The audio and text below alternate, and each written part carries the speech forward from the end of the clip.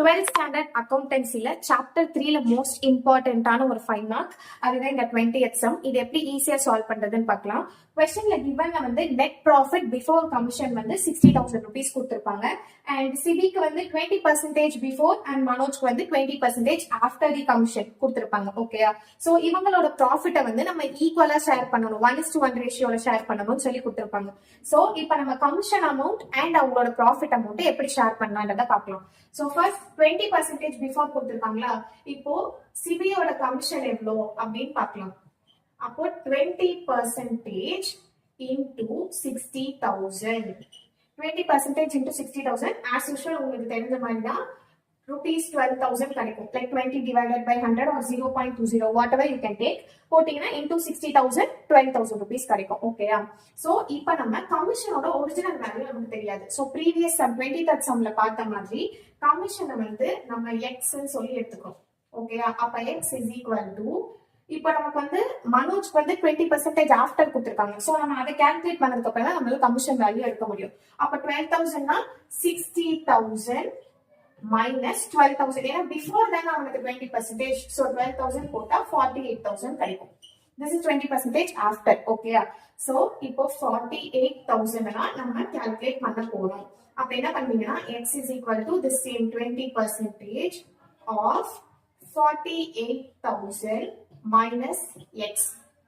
ஓகேயா? இந்த x commission value என்னன்னு இப்ப நம்ம பார்க்க போறோம். பிகாஸ் அதுதான் நம்ம வந்து அந்த x தான் நம்ம பிரிச்சு ரெண்டு பேருக்கு கொடுக்குற மாதிரி இருக்கும். ஓகேயா? சோ இப்போ 48,000 20% எப்படி எழுதுவீங்க? 0.20 into 48,000 minus x. இப்போ 0.20 into 48,000 எவ்வளவு வரும்? 9,600 minus 0.20 நீங்க x கூட மல்டிபிள் பண்ணீங்கன்னா 0.20x. So x is equal to 9,600 minus 0.20x. So இப்போ இந்த 0.20x இந்த x நம்ம ஆட் பண்ணிக்கலாம். லைக் ரெண்டு x இருக்கனால. So அப்போ 1.20x is equal to 9,600. Okay, 1.20x is equal to 9,600. இப்போ நம்ம என்ன பண்ணுவோம்னா இந்த 9,600 divided by 1.20 போட்டீங்கன்னா x is equal to 8,000 rupees கிடைக்கும். ஓகேயா? சோ இப்போ நமக்கு ஒரு வேல்யூ இருந்தாலும் நம்ம ரெண்டு பேருக்கு பிரிச்சு கொடுக்குறோம். அதுக்கு நம்ம என்ன பண்ணுவோம்னா this 60,000 minus நம்ம ஃபர்ஸ்ட் டிரைவ் பண்ணோம்ல 12,000